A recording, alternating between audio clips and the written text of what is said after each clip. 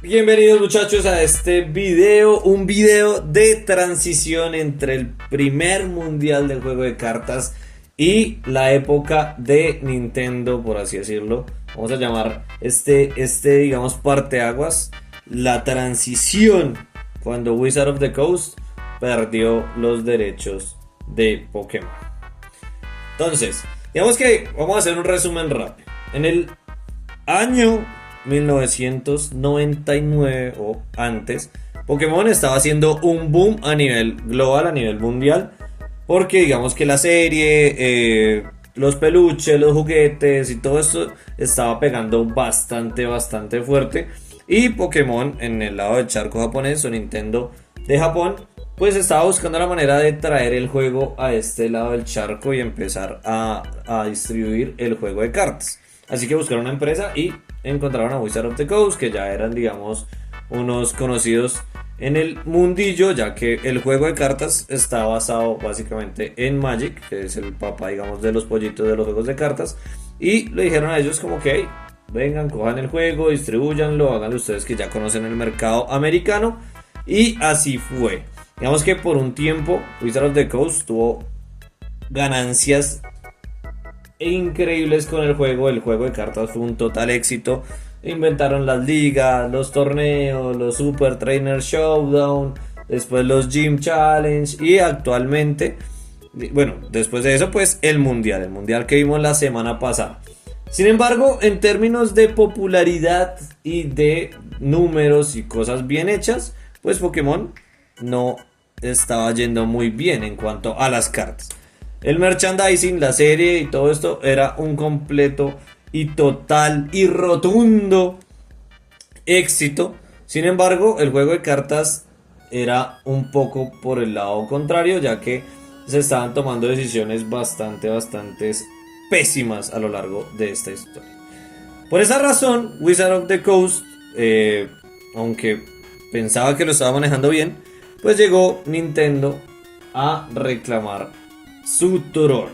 ¿Cómo lo hizo? Básicamente le dijo a Wizard of the Coast: hey, mi perro, vengo a ser yo el nuevo distribuidor del juego de cartas Pokémon, ya que su merced no ha podido. Y tenemos, digamos, que muchas diferencias que se han, digamos, formado a lo largo de estos 4 años. Y pues claramente a Wizard of the Coast esto no le agradó. Lo que hizo fue entrar un tema legal contra Nintendo, demandando a Nintendo por quitarle o intentar quitarle los derechos de Pokémon después de todo lo que ellos habían logrado. Sin embargo, pues ya sabemos que estamos hablando de la empresa jefe de los, digamos, de las demandas. Así que, pues lastimosamente, Wizard of the Coast estaba condenada a fracasar en esta bella pelea o disputa legal. Así que Nintendo tomó el control básicamente del juego de cartas a partir del año 2003.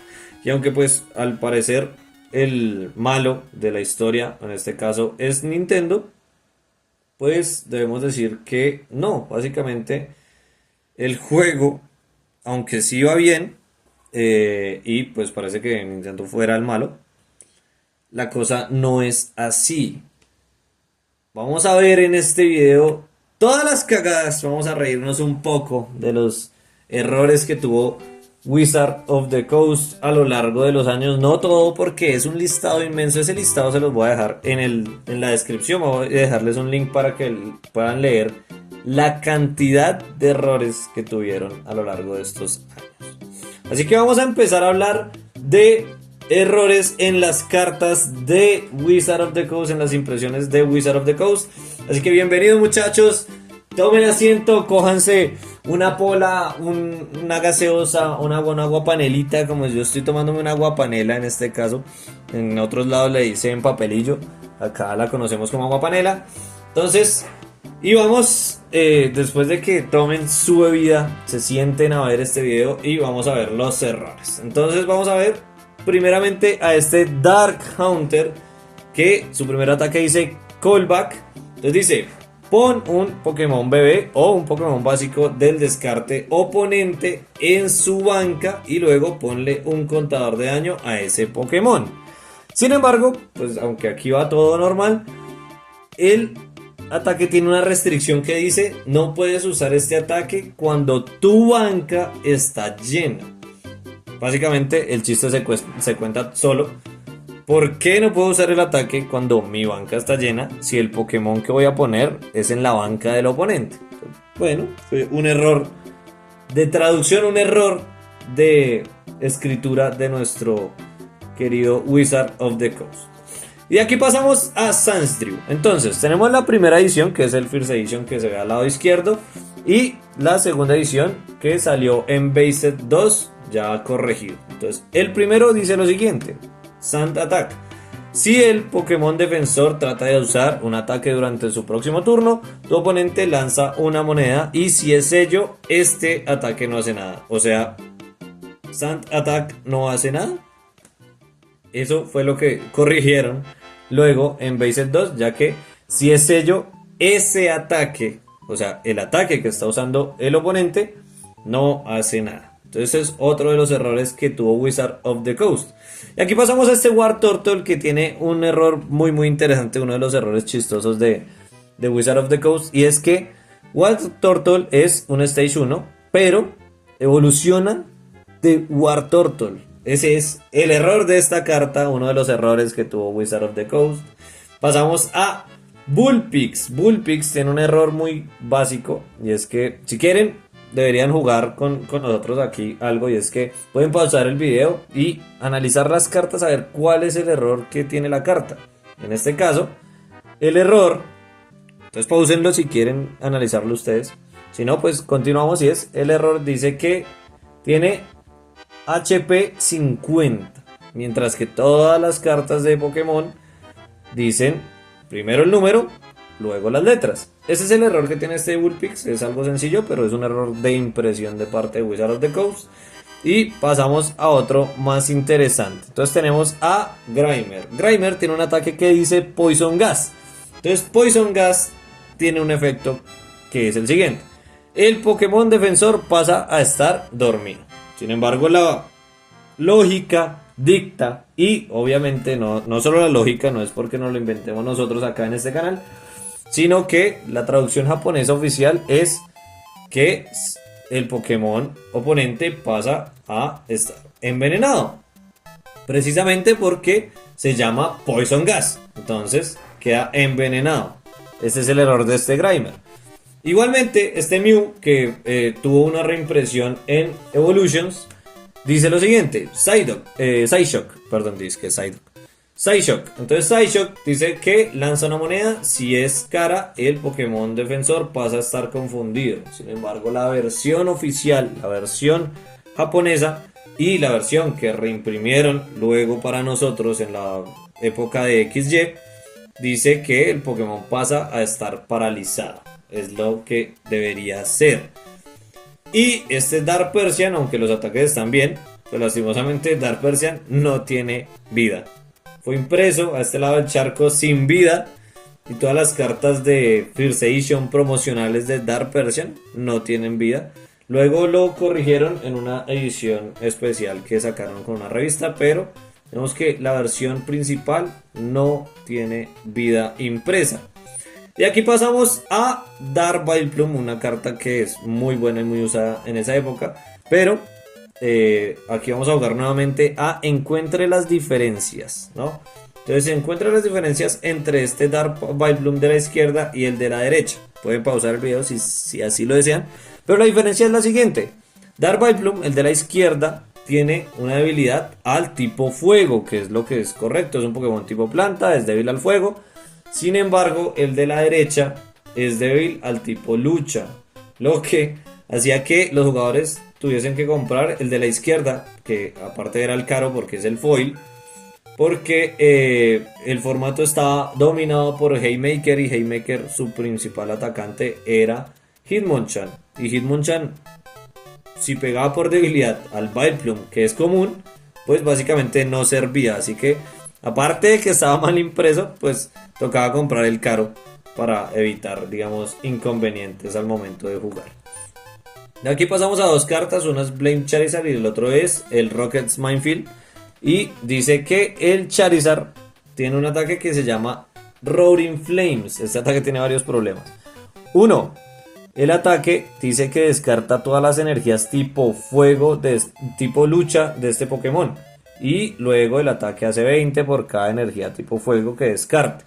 Esto es un error, por ende, digamos que se corrigió y se dejó claro que las cartas que descarta son las tipo fuego, porque no tiene sentido con el resto del ataque.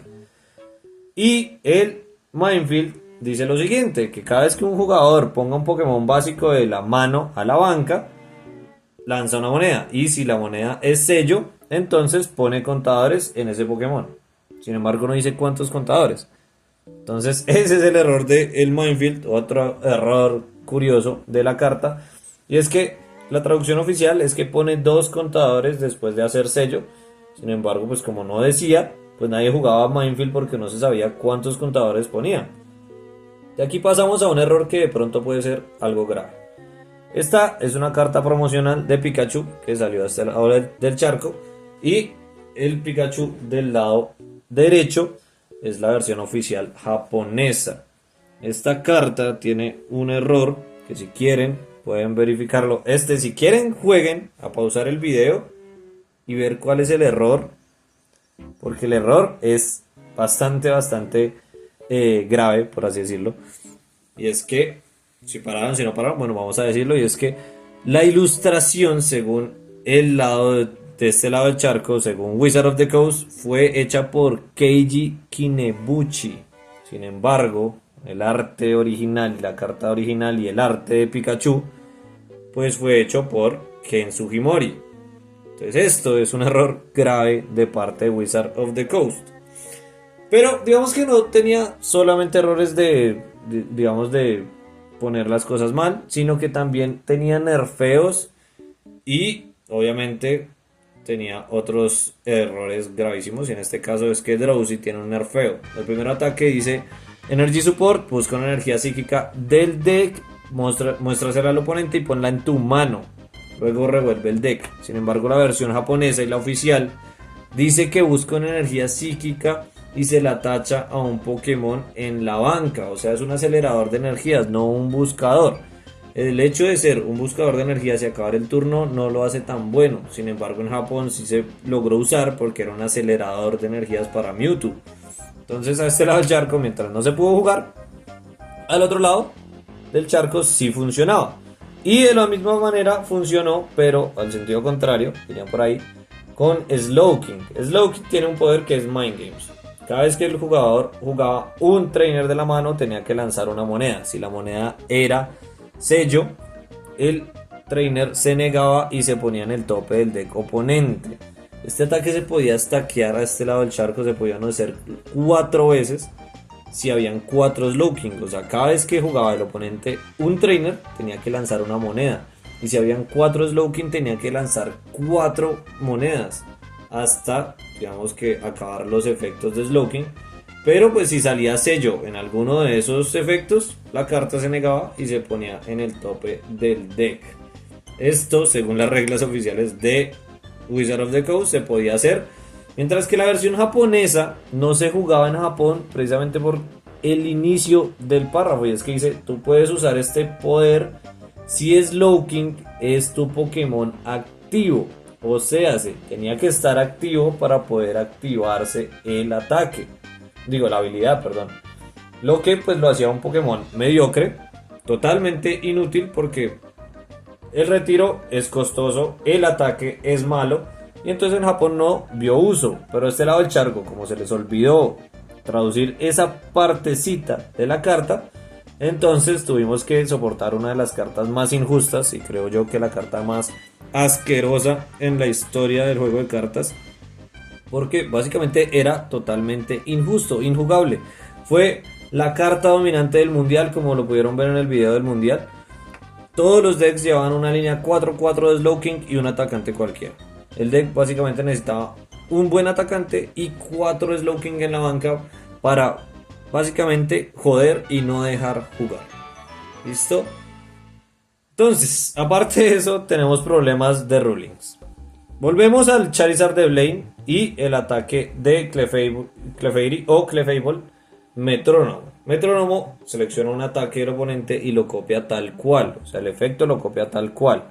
Pero pues solamente ignora los, digamos, requerimientos de energías.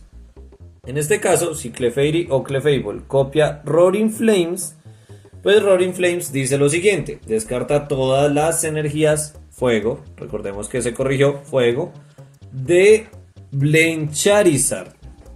Y luego haz 20 por cada energía que descartes. Otra cosa, si Charizard tenía más de 2 energías, entonces las energías valían por 2. Pero entonces, en este orden de ideas, Clefairy o Clefable, al copiar a Charizard, básicamente harían lo siguiente: pego, copio Roaring Flames, y por cada energía que yo le quite al Charizard oponente, voy a hacer 20 más. O sea, copio el ataque, le quito las energías y le pego por cada energía que le estoy quitando. Básicamente, esto pasaba porque estaba mal escrito el Charizard. No tenía que decir cartas atachadas a Blaine Charizard, sino cartas atachadas, energías atachadas a este Pokémon, como se ve actualmente. Si no, pues básicamente, por problemas de ruling, Clefairy o Clefable pues iban a volver mierda a Charizard y era totalmente injugable. Aunque sí, Charizard era injugable porque tenía muy poca vida y muy poco daño. Pues en el caso dado de que alguien quisiera jugarlo porque Charizard le gusta a mucha gente, pues Clefairy y Clefable, que eran el top de los decks meta en ese momento, pues iban a llevarse una sorpresa y tener la peor experiencia con el juego, ¿no? Aparte de eso, Pokémon tenía los efectos que son los Poképower, que se activaban, digamos, cuando caían los Pokémon. Esos efectos tienen, digamos, la prioridad de activarse cuando caen al campo. ¿Y qué sucedía con Muk? Muk era básicamente un Ability Lock, como lo conocemos actualmente, un negador de efectos, pero gracias a Wizard of the Coast, malditos desgraciados, no se podía jugar un deck de Muk, no se podían negar habilidades de forma, digamos, consistente, debido a su regla de el estaqueo de efectos. Esta regla de estaqueo de efectos funcionaba de la siguiente manera: si nosotros ponemos a Dark Vileplume en el campo y Dark Vileplume no permite usar trainers, o sea, básicamente es un trainer lock, y luego de eso ponemos a Muk, Muk niega todos los efectos en el campo, por ende niega a Vileplume y podemos jugar trainers sin ningún problema. Sin embargo, gracias a las increíbles reglas de Magic, que funcionan en Magic, claramente en Magic funcionan, pero en Pokémon no funcionan así. Entonces, gracias a las reglas que Wizard of the Coast realizaba y tenía, si después de que caía Muk, caía otro Dark Vileplume, o caía un Golbat, un Mew, lo que sea que cayera y activaba su efecto, pues se podía usar, debido a que el efecto del nuevo Pokémon estaba por encima del efecto que ya estaba en el campo, stackeando el efecto. Por ende, el Muk no se jugó precisamente por esto, porque aunque Dark Vileplume era meta, pues era muy fácil montar otro Dark Vileplume o básicamente dejar morir el primero y crear otro y pasar por encima de Muk. Entonces esto fue lo que opacó a Muk en esa época, y digamos que en ese formato, debido a las reglas de Wizard of the Coast. Detrás de todo esto, después de todo lo que vimos y todos los errores, y que hay un chingo, un montón de errores más, un montón de cartas más que están mal impresas, mal escritas, mal traducidas, había otro problema, y es el formato. El formato de este lado del charco era injugable. La gente estaba cansada totalmente del formato. Y mientras en Japón tenían este formato que decían las cartas de Based, Jungle, Fossil son legales, pero están prohibidas las siguientes cartas: Computer Search, Item Finder, Super Energy Retrieval, las cartas en inglés, cartas que digan que no son legales, y las promocionales están totalmente baneadas. Este formato se hizo precisamente para que el oponente, bueno, el juego no estuviera, digamos, tan enfocado en hacer disrupción. Este lado del charco teníamos Rocket Sneak Attack, el Profesor Oak Impostor, podíamos tener 4 Computer Search, 4 Item Finder, 4 Energy Removal. Entonces el formato se basaba básicamente en Big Basics, Pokémones básicos muy poderosos, muy fuertes y en una disrupción de mano total. En Japón lo solventaron básicamente dejando a uno todas estas cartas de disrupción o todas las cartas de consistencia para poder buscar las cartas de disrupción a la mano y funcionó totalmente. El formato japonés era muy buen formato, la gente le gustaba jugarlo, los niños lo disfrutaban, pero pues a este lado del charco a Wizard of the Coast no le gustó esa lista, no hizo caso a Pokémon y ellos dijeron, ah, Pokémon, la lista japonesa es una mierda, no me gusta, nosotros vamos a crear la regla 15.3. La regla 15.3 recordemos que fue una porquería y es que máximo se podían tener 15 trainers y máximo a 3 copias de cada uno. Recordemos que eso fue una de las decisiones peor tomadas por parte de Wizard porque la comunidad lo detestó y después de un solo torneo tuvieron que eliminar esa regla y ver cómo solventaban el problema del juego. Ya luego crearon una lista de baneación haciendo caso a Japón. O sea que básicamente Wizard of the Coast estaba de error tras error, tras error, tras error. Y cada vez los errores eran peores. Luego de tantos errores y tantos problemas, Wizard of the Coast pasó a la era E-Reader. E-Reader tuvo 3 expansiones, terminando con Sky Ridge. Lastimosamente, tomaron la decisión de que en estas 3 expansiones iban a meter todas las cartas de la era E-Reader de Japón en solo 3 expansiones, mientras que en Japón eran 6 expansiones más promos, más digamos promocionales de revistas, de torneos, de eventos.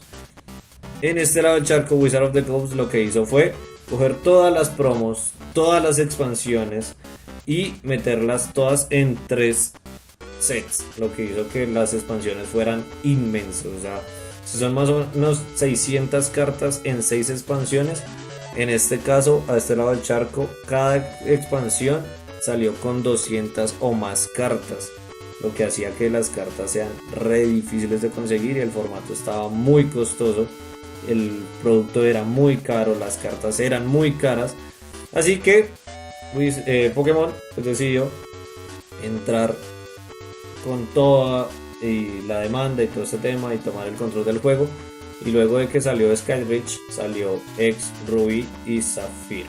Esa es la expansión que viene de ahora en adelante, ya que Pokémon básicamente tomó a Wizard of the Coast y le dijo, bueno papi, hasta aquí llegaste tú, porque esta mierda se está manejando mal y nosotros vamos a tomar el control. Ese es, digamos por así decirlo, el final de Wizard of the Coast, después de tantos errores y después de tantas cosas que hicieron mal. La era X de Rubí y Zafiro ya va a llegar, entonces muchachos, espero que el próximo video de historia, que no sabemos cuándo vaya a salir, no sé cuándo vaya a salir, les guste, lo esperen con ansias, porque pues va a estar interesante. Unas nuevas ligas, un nuevo sistema de puntuación, un nuevo sistema de premiación, todo lo que conocemos actualmente como Play Pokémon. Aquí nace Play Pokémon y aquí termina la historia de Wizard of the Coast y toda la historia, digamos, más antigua del juego de cartas. Espero que hayan disfrutado estos videos de historia. Han sido unos videos bastante complicados de hacer. Han sido, conseguir la información es bastante difícil, estar leyendo foros, verificando información, pues la idea no es traerles información falsa ni inventarme historias ni nada para hacerlo más interesante, sino leer cómo fue, leer las cartas tal y como eran, revisar los torneos, los resultados, analizar un poco el meta del momento para poderles explicar el porqué de las cosas. Entonces es un trabajo bastante largo Y la próxima época, digamos que la próxima temporada de X Rubí y Zafiro, ya la época de Nintendo, la época de Play Pokémon tal y como conocemos el juego actualmente, de pronto se demora un poco, no sé, tal vez sí, tal vez no. Sin embargo, pues espero que les haya gustado este video, que lo hayan tomado un poco más de relax y nos vemos en el próximo video. Agradezco nuevamente a todos los jugadores o todas las personas que están actualmente como miembros del canal. Vamos a decir a Piña, a Ale que entró gracias a Piña, al vecino, a Edwin, a Miguel Ruiz, a Miguel Suárez, a Santi Pachón, a Brito, a Doku. Entonces, gracias a todos ustedes por ser parte de la comunidad de miembros del canal. Recuerden que gracias a ustedes y pues por el apoyo que todos me brindan, por así decirlo, a los videos, es que es posible hacer este contenido. Entonces, sin nada más que decirles, muchachos, muchas gracias por llegar hasta aquí. Espero que se rían un poco y vean lo mal que estaba hecho el juego gracias a Wizard of the Coast y todo lo que hicieron mal, el por qué el juego tuvo que tomarlo Pokémon. Y nos vemos en un próximo video. Así que, chao, chao. Ahí se despidió la gata también. Chao, gata.